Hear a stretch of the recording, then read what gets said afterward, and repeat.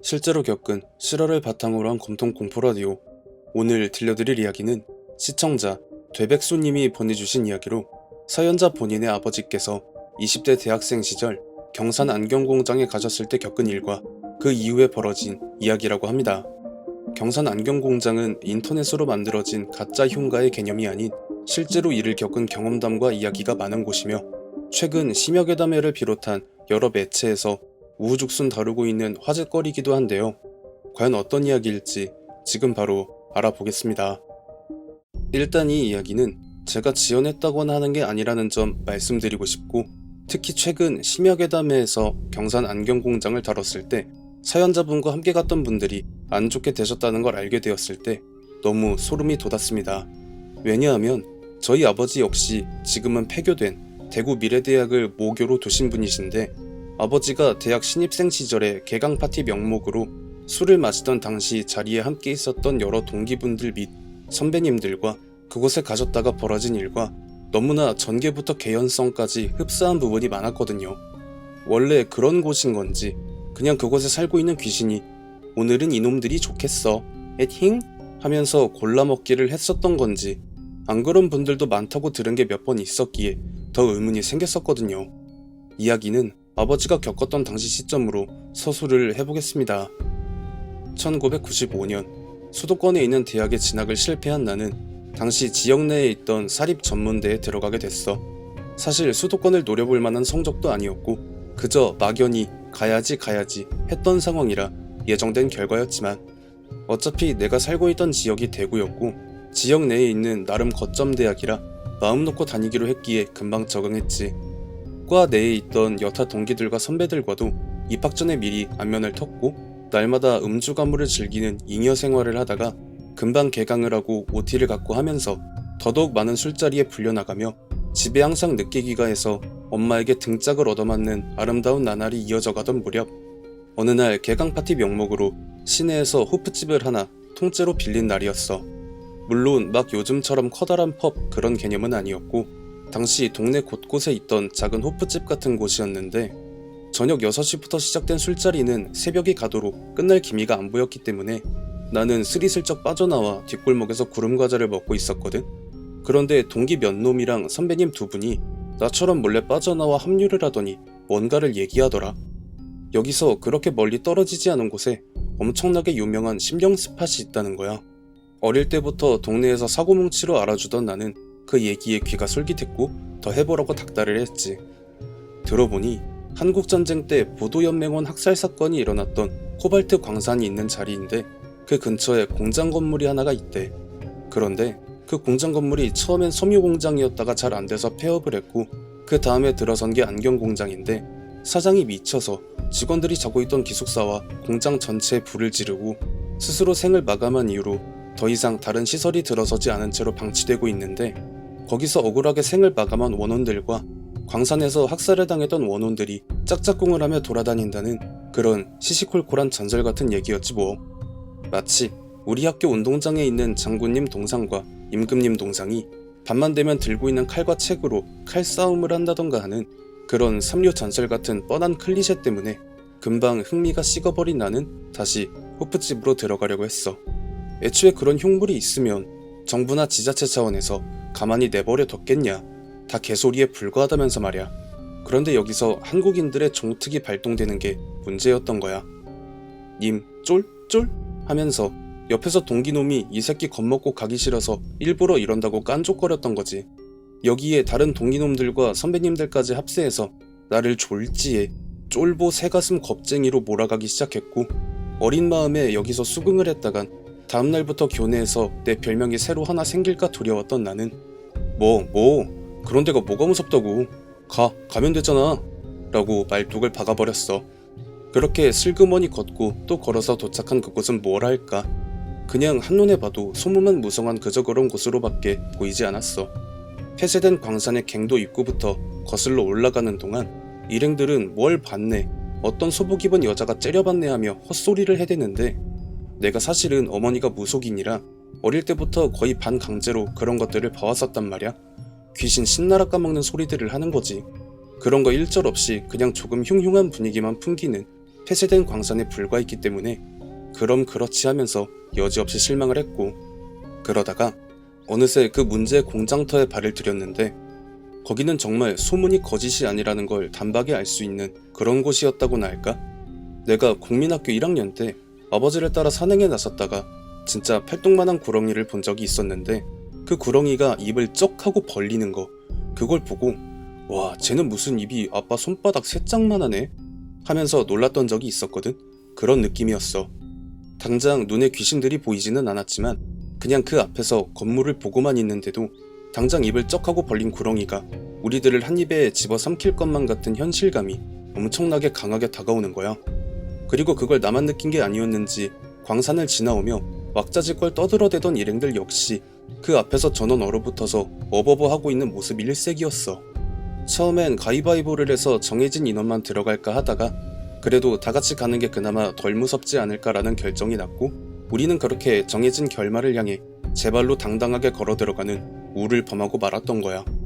안경공장 사장이 처음에 불을 질렀다던 직원 기숙사로 추정되는 건물을 먼저 들어가기로 하고 진입을 했는데, 입구에 들어서는 순간 건물 천장에 무슨 스파이더맨처럼 상체를 바깥으로 내밀고 손바닥 발바닥을 붙인 웬 여자가 연신 정신없이 타다닥 타다닥 온 천장을 헤집고 돌아다니고 있는 걸 봐버린 나는 순간 얼어붙어서 아무 말도 하지 못했어.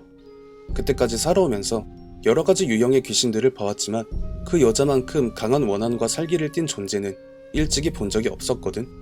내가 얼어붙어서 천장만 뚫어져라 보고 있으니 동기놈들과 선배님들이 왜 뭐 봤냐고 날 흔들어대는데, 이 얘기를 했다간 다같이 비명을 지르며 뛰쳐나갈 게 뻔하고, 그렇게 되면 저 귀신이 100이면 100 쫓아올 확률이 너무 커 보여서, 아니 그냥 천장이 희한하게 생겨서 이렇게 둘러대고 직원들이 사용했던 기숙사로 올라갔지. 방이 한 4개였나? 거실로 보이는 공동사용 공간을 필두로 나뉘어져 있는 문의 개수를 통해 그렇게 유추를 했는데, 굳이 그 굳게 닫혀있는 문들을 열어보고 싶지 않았던 내 바람과는 다르게 선배님 한 명과 동기 2놈이 그 문들을 활짝 열어 젖히면서 안에 뭐 없나 하고 객기를 부리는데, 선배님 한 명이 들어갔던 이불이 몇 가닥 보였던 그 방의 문이 쾅 하고 닫힌 거야. 그리고 그 안에서 들려오는 선배의 날카로운 비명소리에 연신 천장에서 들려오던 다다닥 하는 소리가 멈췄고 말이야. 나는 온통 그 천장에서 스파이더맨 놀이를 하는 귀신에 정신이 팔려서 어떡하지? 어떡하지? 하고 있는데, 동기 2놈과 선배 한 명이 방 안에 갇힌 선배를 꺼내기 위해 그 방의 문을 어떻게든 열어보려고 안간힘을 쓰면서 넌 안 돕고 뭐하냐고 소리를 버럭 지르고 있고, 상식적으로 성인 남성 3명이 철문도 아니고 나무 문을 밖에서 밀면 박살이 나거나 열리거나 둘 중 하나의 결말이 나와야 하는 게 맞잖아. 그런데 그 문이 무슨 철옹성 마냥 이동도 안 하는 거야. 그리고 안에 갇힌 선배가 제발 살려달라고 울부짖는 소리는 점점 내 머릿속을 헤집기 시작했어. 그러다가 한창 울고불고 난리를 치던 선배가 울음을 멈추더니 얘들아, 이 방 안에 사람이 있어 라고 하면서 다행이다, 이 사람도 호기심에 혼자 여기 온 거래, 이렇게 말을 하면서 갑자기 누군가와 대화를 하듯 막 이런저런 얘기를 하기 시작하는 거야. 당연히 바깥에서 듣는 우리는 그 선배 혼자 떠들어대는 소리밖에 들리지 않았어. 그렇게 2분 내지 3분 동안 이어지던 선배의 혼잣말이 갑자기 음소거라도 한마냥 뚝 끊기더니 아까 전과는 비교도 안 될 정도의 비명을 동반한 울음소리로 바뀌면서 이제는 안에서 어떻게든 밖으로 나오려고 필사적으로 몸부림을 치기 시작하는 거야, 그 선배가.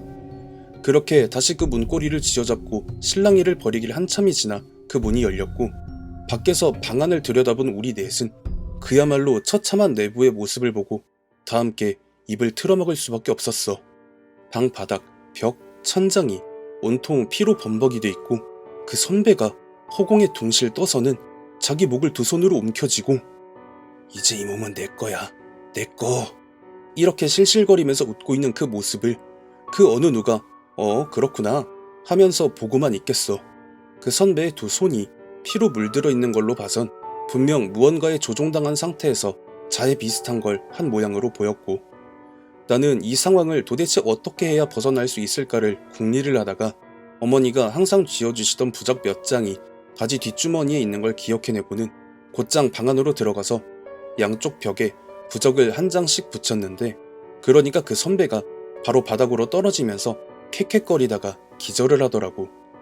그 상황을 입을 틀어막고 지켜만 보고 있던 다른 일행들한테 정신들 안 차리냐고, 빨리 저 사람 들쳐매고 여기서 나가자고 버럭 소리를 지르니까 그제서야 동기놈들과 선배 한 명이 허겁지겁 쓰러진 선배를 부축했고 계단을 구르다시피 내려갔지. 나도 뒤따라 내려가면서 계단과 연결된 문을 닫고 문고리 밑에 봉인지식으로 부적을 바른 뒤에 혹시나 해서 천장을 봤는데 그 스파이더맨 놀이를 하던 여자가 그냥 허공에 두둥실 떠있는 상태로 검지손가락을 들더니 뭔가를 세고 있는 게 보이는 거야. 그 방향은 동기놈들과 선배 2명이 바깥으로 나가고 있는 쪽이었는데 하나, 둘, 셋, 넷, 정확히 나를 제외한 그 4명을 한 명씩 세면서 기분 나쁘게 웃고 있었어. 나는 일단 다 함께 그곳을 벗어나 시내로 나온 뒤에 공중전화기로 어머니에게 전화를 해서 이 사실을 알렸지. 상황이 이러이러하니까 엄마가 어떻게 손을 써주면 안 되겠냐면서 말이야. 어머니는 한숨을 크게 쉬면서 택시를 타고 최대한 빨리 집으로 오라고 하시고는 전화를 끊으셨고, 그렇게 택시를 잡아서 타는데 기사님이 하는 말이 무슨 몇 명이 낑겨 타는 거냐고 허허허 하며 웃으시는데, 하긴 사람이 5이니까 내가 조수석에 타도 4명이 뒷좌석에 앉기에는 조금 모자라 보인다고 대답을 하니까 무슨 소리냐고, 뒤에 지금 사람 5명 앉지 않았냐고, 무슨 작업복 같은 거 입은 여자 하나 같이 앉았다고 하는 거야. 그래서 백밀러로 뒷좌석을 보니까 아까 전에 방에 혼자 갇혔던 선배 무릎 위에 공장 작업복을 입은 앳돼 보이는 여자가 앉아서 계속 실실거리면서 웃고 있는 게 보였지만 나는 필사적으로 못 본 척, 안 보이는 척을 하며 기사님과 이런저런 얘기를 할 수밖에 없었어. 그렇게 집을 도착을 하니까 어머니가 버선발로 뛰어나와서는 이 상태로는 집안에 못 들인다며 대문 바깥에 우리를 세워두시고는 마당에 있던 쌀이비를 가지고 와서 정말 복날 개 패듯이 우리를 마구잡이로 한참을 패시다가 이제 됐다며 안으로 들어오라고 하시더라. 집으로 들어간 우리는 어머니가 날이 새도록 굿판을 벌이는 통에 한숨도 자지 못했고, 한참을 뛰던 어머니가 그만 됐으니 돌아가라 딱 이 말을 하면서 거의 쫓아내듯이 동기 2놈과 선배 2명을 집 밖으로 내보냈어. 그리고는 내 뺨을 풀스매싱으로 후려치면서 정말 불같이 화를 내면서 말을 하시는데, 그런 것들을 볼 줄 아는 놈이 말릴 생각은 않고 끌고 들어가면 어떡하냐부터 시작해서 지네들은 얼마 못 살고 죽게 될 거라고, 내가 너 애기 때 등에 그려놓은 부적 때문에 그년이 널 어쩌지 못한 거지, 그거 아니었으면 너도 쟤네하고 같은 운명이 됐을 거라는 말씀을 하시는 거야. 등에 그려놓은 부적이라는 건 내가 태어날 때 영안을 가지고 태어난 걸 한눈에 알아보신 외할머니가 자기 외손주 객사할 팔자는 막아야지 않겠냐며 절대 지워지지 않을 어떤 문양을 그려놓으신 걸 말씀하시는 거였어. 그 때문에 어릴 때 친구들하고 목욕탕에 가면 항상 내 등에 대고 태극권 하는 장난질을 당해야 했지만 설마 그게 날 살렸을 줄은 몰랐지.